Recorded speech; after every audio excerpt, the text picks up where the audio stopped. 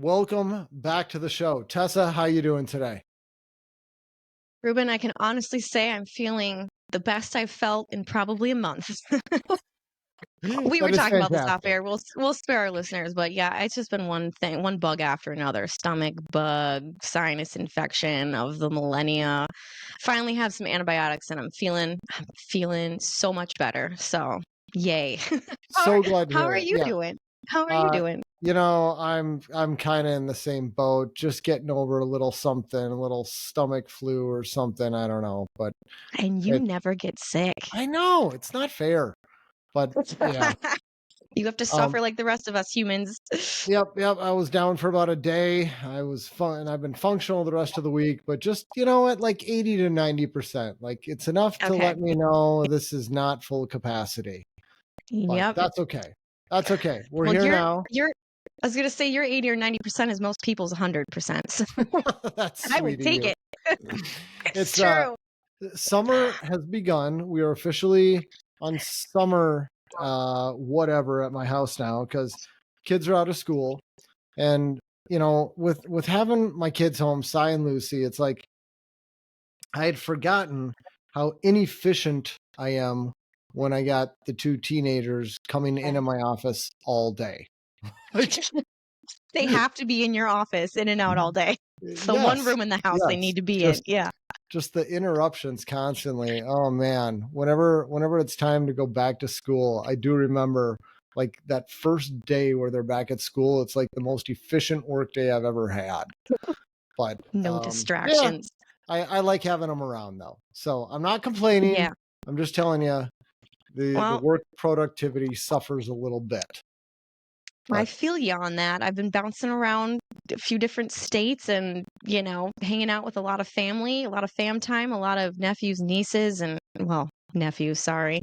And it's been fun. It's been a good summer. Actually, taking advantage of the pool situation here today too. So, you know what? mm, A little bit of work, a little bit of play, back and forth. nice. So, Yeah. yeah. How's the weather in Florida? This is one answer that's always going to be consistent, just like my it depends. Hot Hot and sticky? and humid. And you know what? Officially it is summer here because it like rains every afternoon now. Oh, So, really? Okay. yes, we're All like right. yes, it's officially hurricane season too, so I'm crossing my fingers. Yay. Okay. Oh, All yeah. right. Good Yeah, stuff. it's sticky though. I mean, like the dew point is consistently like in the mid 70s, mid to upper 70s. That's So, yeah. Yeah. you know, Okay. All right. yeah, Well, miserable. before we get on with our show topics, I want to give a shout out to our sponsors.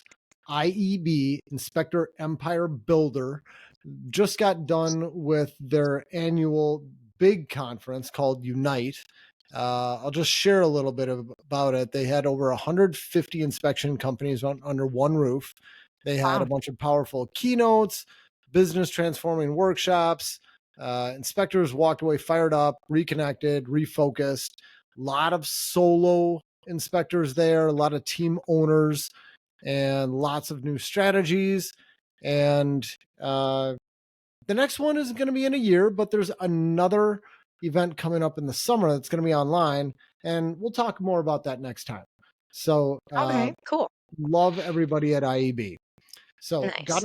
gotta cover that before we get into our topic, and then also on the heels of our last podcast where we talked about home inspection attendance, who should be there, who shouldn't, all that fun stuff. I said, if you got any stories, write in. I thought I'd get more stories. I just had one person write in, and Yeah. this one comes from Doug. He said he's pretty sure that our inspection jinxed him because Oh, Doug, I do. Okay, thank you. Shout out to Doug. Is he Kansas City? I I'm almost positive he is. He doesn't have it Yeah. in his email signature, but Yeah. I would have I, said that without you saying it. Yeah. yep. I think I taught a few years ago at their ASHI chapter, and Doug was great. So Yes. Yeah. Yeah. shout Salt of out to the earth. Doug. Great guy. Yep. But Doug said we had the sellers who would not leave, and Mrs. Seller was also the listing agent. They were nice enough, but they always seemed to be in the way. They did a great job of providing access to everything, so I do give them bonus points for that. But then Mr. Seller was somewhat of a know-it-all DIYer. He had renovated the house, so you can guess what they discovered how little he actually knew. And the buyer's agent was there the whole time, which is, oh, here it is, which is required by the local Realtors Association in Kansas City. Okay. Interesting. Yeah. Yeah. And as we know, that city does not have any codes or contractor licensure requirements, as we've covered with some Oh my previous gosh. guests. So the real Uh, estate agent has to be there the whole time. That's so funny. yeah, yeah. And he said, but you know what? You know what's interesting? He Hmm. says it's not accurate, by the way. I glossed over that. I'll have to ask him exactly what that means. All right. Okay. I do remember reading that email, and I read that too, and I thought, I wonder what he means by that. So maybe not all of Kansas City area. Yeah. But Yeah. Well, all yeah. right. We'll put a pin in that. That's another discussion.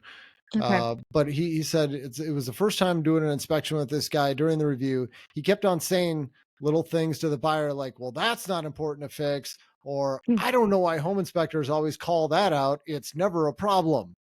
But he did keep Mr. Seller busy, so he gives him a little credit. And the buyer was present the whole time, followed him around like a puppy. He was an Oh. electrical engineer, and we Oh. all know how engineers can be. They've got a We million love you, engineers, questions. but there's a lot of questions. Yeah. Yeah, yeah.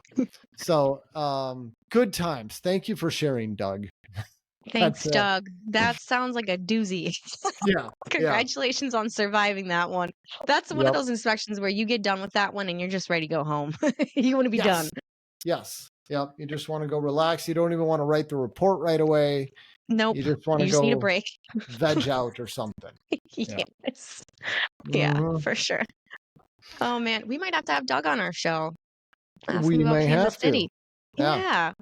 All right. Okay. Send me another email if you hear this, Doug.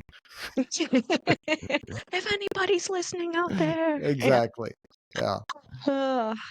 All So right. what's our topic for today, Ruben? Let's All right. dive in. Today, this is going to go along with a blog post that I'm writing on the top 5 most common home inspection issues in the Twin Cities, and as well as what Mm. they mean for buyers. And I don't think this list has to be limited to the Twin Cities. I'm sure you get into any big area where we've got some older housing stock, and Mm. this list could probably apply just about anywhere. The way that I came up with this is something we started doing recently, probably, I don't know, within the last 6 months.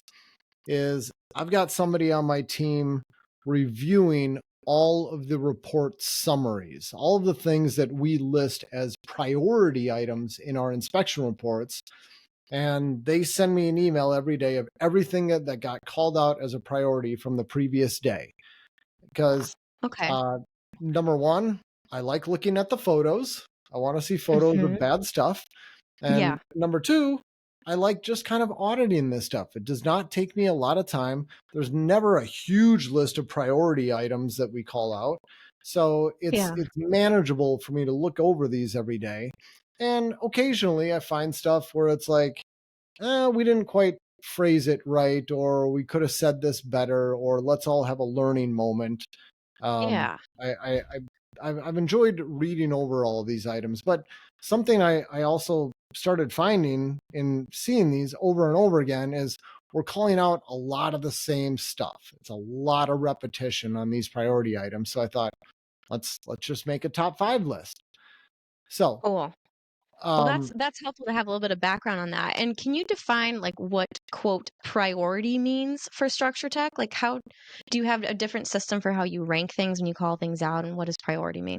I don't know how we phrase it in our inspection reports off the top of my head, but my way of describing it would be this is the most important stuff to know about if you're buying the house.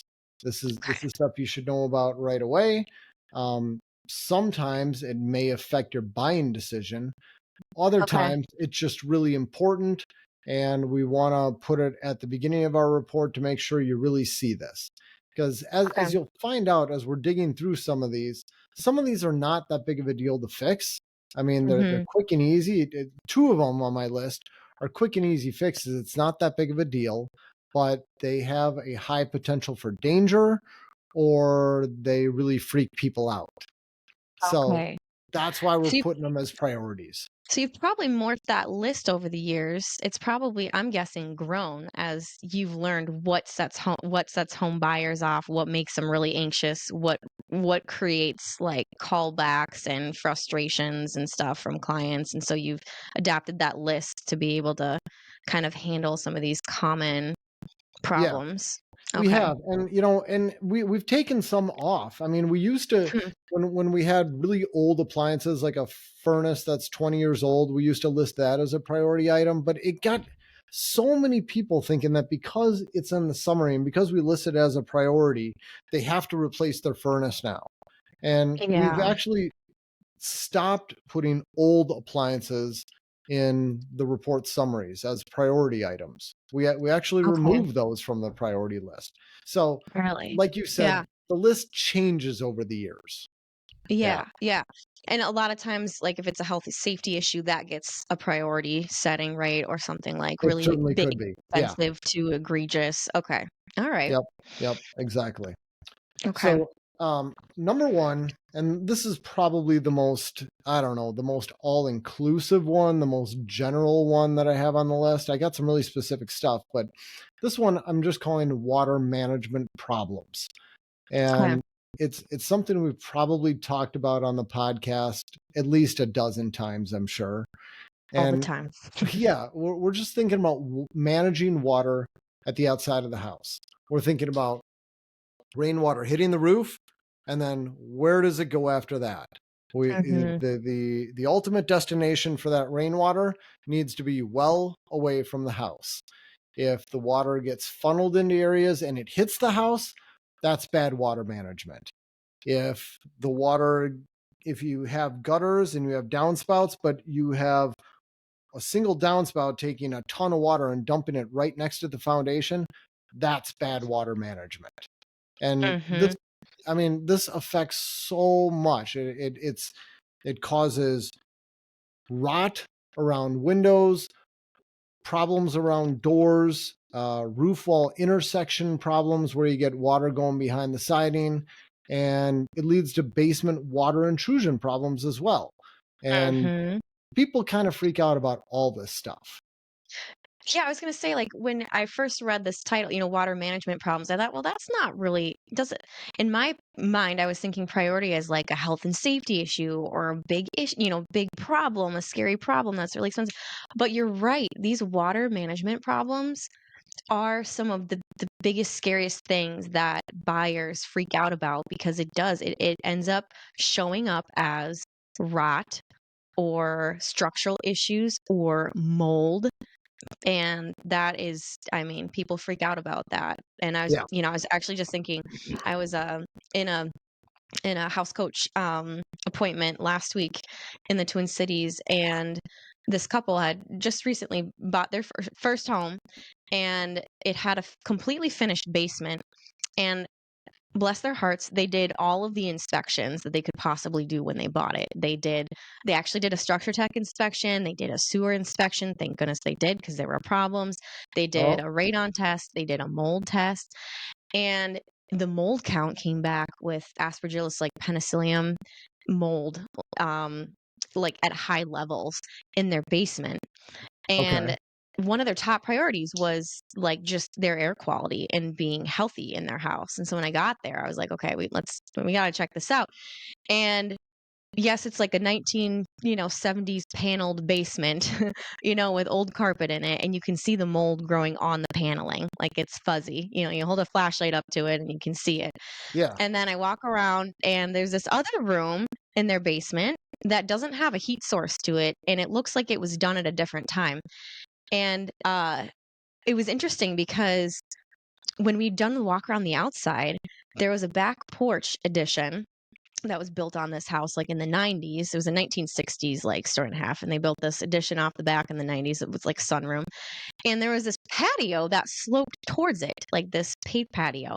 And Yeah. I talked to him about that. I'm like, do you have a basement under this room? And they're like, no, there's no basement. I was like, okay, well, that's good because this water situation is not good. So we got down to the basement. We were walking around. I'm like, wait, what is this room back here? And I oriented myself and we did some measurements. Sure enough, there was a room under that addition.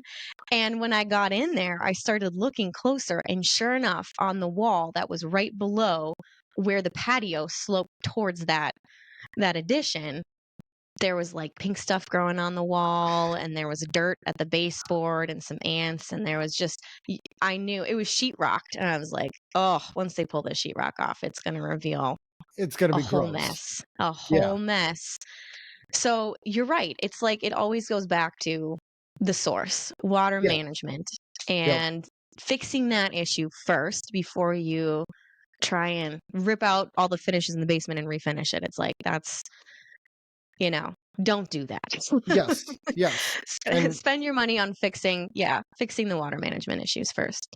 yeah, and so many of those big problems that we report on, the cause is poor water management. And Yeah. there's a lot of houses where we put stuff in our reports. We don't list them as priority items, but they are the same thing. I mean, it's like, all right, you got short downspout extensions. Okay, there's no signs of water in the basement, but still, we're going to put a note in the report. You need to extend these and you need to fix the grading, or you could end up with problems. I mean, we talk about water management stuff at just about every inspection. There's something to talk about where it could be better.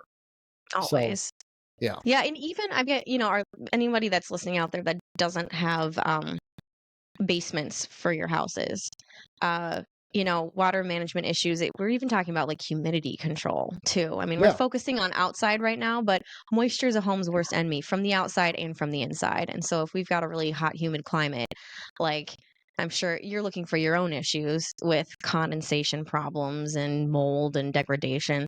So, it's a problem everywhere. It doesn't matter where you live, even if you don't have basements. Agreed. Yeah. All right. Number What's 2 next? on the list. Yeah.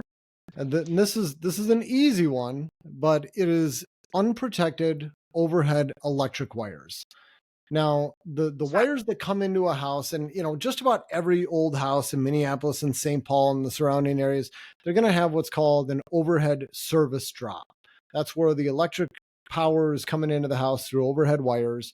Newer homes, we usually bury the wires coming in, but all the old houses, they've got overhead wires. And there's this clamp that connects the utility company's overhead lines to the house's service entrance conductors. And it's usually like this barrel clamp, this big hunk of aluminum that clamps these wires together. A technical name might be called a ferrule, but you crimp this thing and you connect those wires together. And I'd say, easily 25% of the time, maybe I'm exaggerating. Okay, maybe not easily. Approximately. Let's go with that. Approximately 25% of the time, we're going to find one of those connections that's not insulated. Why is that? And you know what I'm talking about, right, Tess? I do. And it's never like both of them or three of them are missing. It's always just one. Yes. It's always one. Why? How does that happen? Yeah, I don't know. Is it a squirrel? Who knows? Who knows? But basically, you got 3 wires coming in on this triplex usually, and 2 of them are the hot or the ungrounded conductors, and then the other is the neutral or the grounded conductor. The neutral is always bare. We don't need anything special there, but on the 2 hots, they need insulators on those connectors. And if you don't have an insulator, it means if somebody is getting up on the roof, they're using an aluminum ladder and they touch it, you could get electrocuted. If you're using an aluminum roof rake to pull snow off your roof, you touch it, you could get electrocuted. Or if you're just up there cleaning your gutters, whatever it is, it's exposed, it's a hazard. People could get killed with this. And the good news is it's a super simple fix. All you need to do is call the utility company, tell them you got this exposed connector, it's their connection, and they will come out and they will fix it for free. So that's the good news. How easy is it to actually have that done? I was That hoping you were going to process. ask me that, Tessa. Thank you. Thank you, because you've dealt with this, I'm sure. Yeah. It's not always easy. I have taken this up the chain with our local power company. I won't drop any names, but I have talked to a supervisor over there because I've been so frustrated, because they will always kick it back and they say, well, that's the job of an electrician. An electrician can't touch it. But they always push it back, and then homeowners are stuck in the middle. But I have absolutely gotten the official word from my utility company that is their clamp. They will fix it. My advice to people: if you call the utility company and they tell you to hire an electrician, just say thank you very much, appreciate your time, hang up, call back. You will get a different operator and tell them the same thing. Try your luck there. Yes, yes, that's all you can do. Oh, good And to if you know. really feel like pushing it, you can get the name of the person you spoke with and send me the details of your phone call, and I will follow up with somebody in charge over at the power company, because it is so obnoxious that they have people on the end of the line who are giving homeowners the wrong information. Yeah. Yeah, very frustrating. Not Yeah. surprising, but Yeah, so I say it's okay. easy, relatively Yeah. easy. It's not going to Yeah. cost you anything, but it can be a little bit aggravating to keep making these Well, phone a calls. little time consuming, Can possibly. be. Yep. Yeah. Yep. Okay. All right, that's good. All right, what's number 3 on the list? Okay, number 3, we're going to say masonry chimneys. Mm. Tessa, how many houses? And okay, just about every old house in Minneapolis and St. Paul is going to have a chimney. It's used to get the exhaust gases from your furnace, water heater, whatever it was, up and out of the house. And then a lot of them will have a separate chimney for a wood burning fireplace, or sometimes it's the same chimney. And we got a couple different flues in the same chimney, but it's this Mhm. big masonry structure. I want to hear your estimation when you were doing home inspections. How many times would you inspect a masonry chimney and you wouldn't have anything to say about it? It's all good. It's pristine. No maintenance required. No cracks in the crown. Flashing looks good. Mortar's good. How often would you find that? Maybe, on the few houses that had a newly rebuilt chimney, so maybe Uh 1%? huh. Yeah, I don't that's know. I mean, most masonry chimneys need some sort of help. yes, yes. Those things are needy. They need a lot of maintenance. A lot of They them are. need repair. People don't Yep. like dealing with it, and they're expensive. Yeah, and I mean, they're just sitting up there, they've been neglected their whole life, you know? Nobody wants to get Yeah. up there and every year check the cap, check the crown, you Yep. know, Yep. tuck point, whatever. So, yeah, they are usually, they're kind of they're you know what? They're sneaky expenses, I think, because it's something that no one wants to think about or no one looks at, and then all of a sudden it's like, boom, you've got a chimney that's crumbling, and all of a sudden it's gonna take 10 grand to fix it. And you are not being crazy with your just throwing out 10 grand. I mean, that's not at all realistic. It might be on the high side for most of them, but not unrealistic. I mean, You know, it's a lot. it is a lot. You know what? This is funny timing actually that we're talking about this because I literally just had a consultation with a homeowner about their chimneys. So this was a client I was consulting with, and they had 2 masonry chimneys on their house, and one of them was for a wood burning fireplace they don't use, and Uh-huh. the other one was for a gas insert that was put onto this addition in the back. And they had 2, 2 chimney companies that Structure Tech recommends, come out and give them quotes. And one company quoted, I think it was 8 grand to tear down and rebuild the rear chimney from the roof line Uh-huh. up. Yep. And the other company, I think it was 12 to 13 grand to do that. Woo! Wow. And both companies agreed. Consent, they didn't know what the other company was bidding, but they both agreed it needed to be rebuilt from the roof line up, and I agreed too. It was in really rough shape. So I think the more expensive one was quote included like a galvanized metal cap over Okay. top of the crown. Sure. So a custom Yep. built one, and that Yep. was at least a couple grand to do that. So that was pretty shocking when I saw that. I'm like, it's not even that big of a chimney, but here we are, 13,000 later. Boom. Yeah.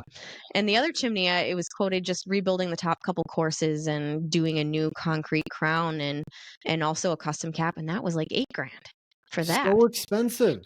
It's Well, crazy.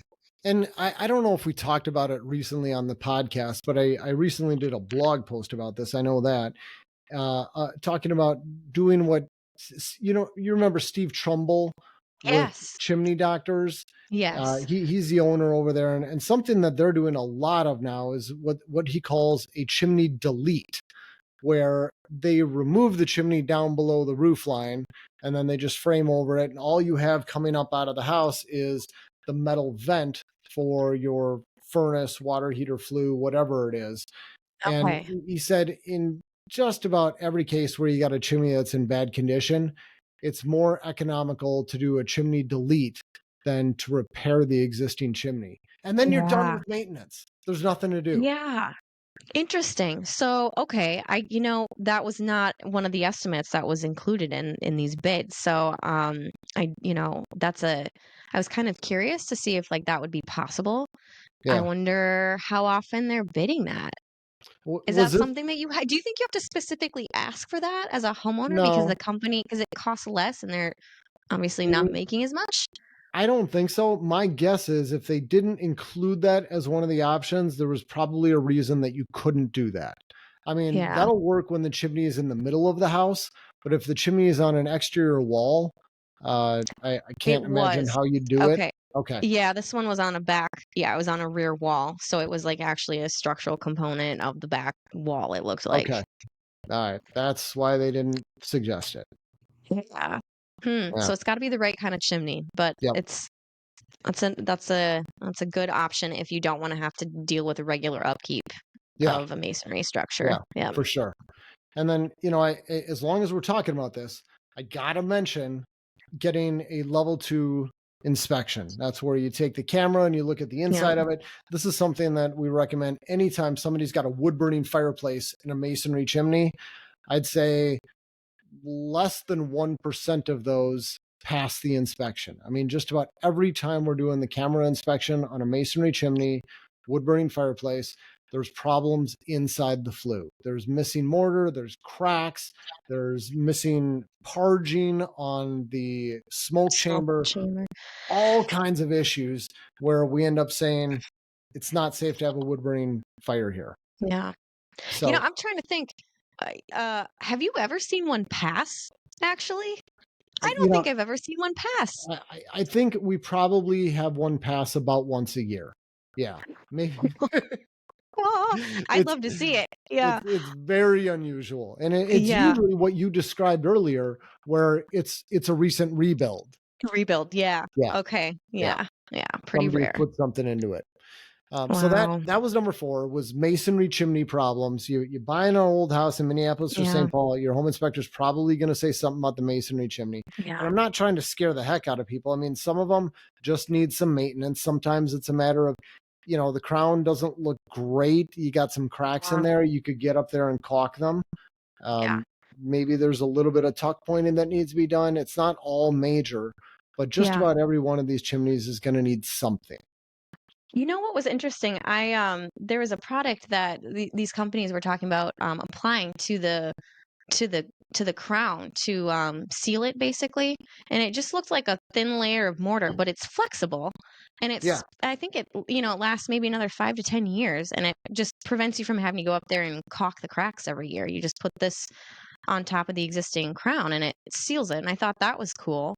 And Yeah. then the other thing too, I was reading about the type of like sealant they use on the chimney wall on the actual bricks, and they sent over a spec sheet in this estimate, and it was very clear about how the product was not it was vapor permeable. So it was not a vapor barrier. It was vapor Okay. permeable, but it repelled rainwater.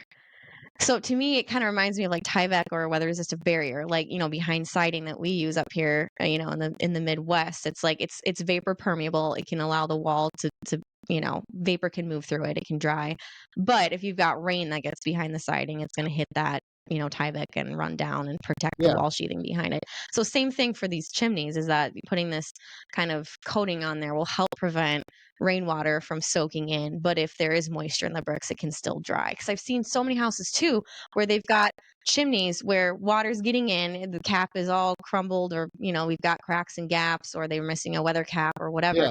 The bricks get saturated, and bricks hold a ton of moisture too, and just depending on Yep. the brick, they can really hold a lot of moisture. And then that moisture wants to go somewhere and dry. And if that brick, is right on the other side of plaster wall or drywall or something, you start seeing this bubbling. Have you Yes. Oh, seen that? absolutely. Yeah. Yeah, Yeah. yeah. Many So I times. was just, so I think that's an interesting product. And I don't know how often you have to apply it. Do you have any idea of I'm not how even often you need? familiar with the product. No. Okay, yeah, yeah. I'll have to send you some info on it. It's interesting, but that was something that they would do after they would rebuild the chimney, is they would apply this chemical to it, and it would treat the bricks. Okay. Interesting. So yeah, Huh. yeah. Well, we might have to have Steve Trumbull on the podcast again, It just might to be talk about time. all this. We'll pick his brain about a lot of this. And you know what? Yeah, Something else you mentioned, you talked about applying a sealant to the top of the chimney, but when I was yeah. talking about that, I was saying, caulk. Do you know what the difference between the two is? Caulk and sealant? No. About Am I $5. walking into it? What did you say? About $5. Yeah, you're Oh, walking into a dad joke. Sorry. okay. All right. I'm done. Oh, Reuben. Okay. Okay. Sorry. All right. Moving on. Okay. Moving on. Where are we at? I'm flustered. Okay, is this Okay. number 4? Number 5? Number Number 4. 4, Okay. gas leaks. Oh yeah, gas leaks, that always gets people riled up. Always. Oh my gosh, it gets people riled up. And Tessa, I didn't realize how often we found gas leaks until I started reviewing all of the priority items. Yeah. We find gas leaks almost every day. I mean, Wow. the person on my team, one of the client care coordinators who was Mhm. pulling all this data for me, she was actually getting concerned about it. She's like, Reuben, you need to tell people about this. I can't believe how many gas leaks we find every day. It's like, this is Wow. serious. I'm like, hey, yeah. Well, okay, so there's different levels of gas leaks, Yeah. right? And so what kind Yes. of gas leaks are we talking about? We talking about the kind where you can smell it down the block, and you have to call the fire department so they can shut everything down and make sure things don't explode? Or are we talking like gas leaks that no normal person could detect unless they're actually using like some sort of special tool or equipment? We're talking about the latter test. What you talked about Okay. first, where you should actually, get out. Yeah. Like the billboards say, if you smell gas, get out. Get out. I've been to one of those. I've had that happen on one inspection in my entire career, where Yeah. it was like, oh boy, this is Yeah. serious. I walk Yeah. in, I smell Yeah. gas. I ain't doing the inspection. I'm getting out. Don't turn Yeah. on any light switches. Had Right. that happen once. All the rest of Oh. them were I'm getting really close to a union or a leaky valve or something, and I just catch a little whiff of something, and Yeah. then I take my soap bubbles and put them on there, and sure enough, yeah, it's bubbling. Okay, we got a gas leak. Fix it. Yeah. But you cannot just put that in your inspection report. Hey, there's a gas leak. Get a plumber, because if that gets back to the seller that the home inspector found a gas leak and they didn't tell you about it, like everybody Mhm. could have died. This is life and death. How negligent was that home inspector to not call us immediately? I'm assuming this has happened a few times, huh? Oh, just a few, Tess. Just a few. And then, I mean, it used to be that the gas company would not find the gas leaks. And they started getting this term when they would come out, they'd say it's the size of a mouse fart, it doesn't matter. And it's like you're talking out of both sides of your mouth. Either you got the billboards that say if you smell it, get out, or you got technicians saying it doesn't matter. Like, okay, which one is it? And this is another one of those deals where I ended up making a lot of phone calls and talking to a supervisor at the gas company, telling them, look, you guys are throwing us under the bus. You're making us look stupid. And you got the billboards that say something else. Why are your technicians telling people this? And he's like, we will make sure this does not happen again. if it ever does happen again, please let me know the address and who they were and blah, blah, blah, and we will follow up. And I had that conversation over a year ago, and I have been dying for this to happen again, and it has not happened again. So Whoa, maybe it Reuben, actually did make a difference. I don't know. change maker. Congratulations. Well, That's huge. You impacted a whole industry for the well, good, for the better, for the yeah, better. I can't say it was all me. I mean, it might just totally be coincidence too, Yeah, you're but kind of a big it, deal. you stop it. But the point here is that for most of these natural gas leaks, you don't call the gas company for it. It's been happening forever. The gas company, if they're going to fix it, they're going to come. Well, they don't even fix it. They make it safe. They shut the gas off. So my advice is always call a plumber. It's not a big deal, but good luck convincing anybody of that. Right? Mm. Yeah, so you have developed a process at Structure Tech for how you document this and what you say, right? Yeah. Yeah. For the report. We put a comment in our report saying where we found it. The home inspectors need to tag it with orange tape. They need to write gas leak, have an arrow pointing at it so the next technician can find it quickly. And we need to have photos showing soap bubbles. You can't use one of those electronic things to diagnose a gas leak. You can use it to help you find it, but to Mhm, actually prove that you got a gas leak, we need a photo showing bubbles, soap bubbles or whatever, or leak detection mhm. solution. Or you know what works really well is the what is it? The bubbles that kids buy, the Oh, solution for just blowing bubbles. yeah, that you use that too? That works great. Yeah. Nice. Whatever you use, get something that bubbles up, and then we put a comment in our report saying, here's the gas leak we found, here's a photo of it, get it fixed. And we also notified fill in the blank, and then the inspector's got to fill it in. And it's either got to be the listing agent or the homeowner. They need to contact one of the two and make sure somebody understands I found a gas leak. It's not Yeah. life and death, but Yeah. you probably want to get it fixed. So, Wow. So it's yeah, the inspector's talking directly to the listing agent or the seller every time they find a little gas leak, just to yes. make sure it doesn't blow up, pun intended. Well done, Tess. Sorry. Thank you. Exactly. No, that's good. That's good. Appreciate it. Long pause there. Okay. Did we cover everything with gas leaks? That's it for gas leaks. Okay. What's the last one then? All right. Last one is sewer problems, which you already touched on. Aha. And Yes. Sewer problems. Wow. and Okay. we just had Noah Gavick with Brothers Underground on for a two-part deal with a little space in between. But Yeah. if you listen to our podcast, I think you understand how big of a deal it is to have a sewer problem. I mean, these can be expensive. You got to dig up the ground, you got to put in an expensive liner, and the home inspector isn't going to find these problems. I mean, this has to be a specialized inspection, but today we're doing those specialized inspections at a full 50% of our home inspections. And Oh, wow. Okay. we Yeah. come up with a lot of issues. And when there is a problem, it gets added to the home inspection report saying, hey, we found this, there's a problem with it, refer to your sewer inspection report for all the details. And there's a lot of sewers with problems. Wow. Yeah. The fact that this, with your recent data collection and reviewing of reports, this made it on your top 5 list. That's impressive. I kind of wonder um, if you have an idea of like what percentage of homes have an issue with the sewer inspection. Do you have a gut feel on that? My gut would be 5 to 10% of houses. I mean, Okay. I think for the sewer inspections that we do, I'd estimate probably half of them we have some type of recommendation, like, hey, Yeah. there's a little bit of a belly here, or hey, we Sure. got some minor root growth, Roots. something like that. But as far as like actually need repair, Yeah. um, I my gut tells me about Okay. 10%.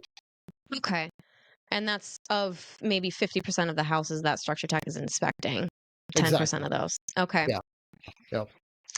Yeah, and those, as If you listen to those podcasts, you can understand how expensive those repairs can be. I Yeah. mean, we're talking 5, 10, 15, 20 grand sometimes Yes. to fix Yes. a sewer line Exactly. issue. So, Yep. whew, Yeah. yeah, Yeah. So yucky. that rounds out the list. So basically, the point of this is that if you're buying an older house, this stuff comes up, you're in good company. This is common stuff.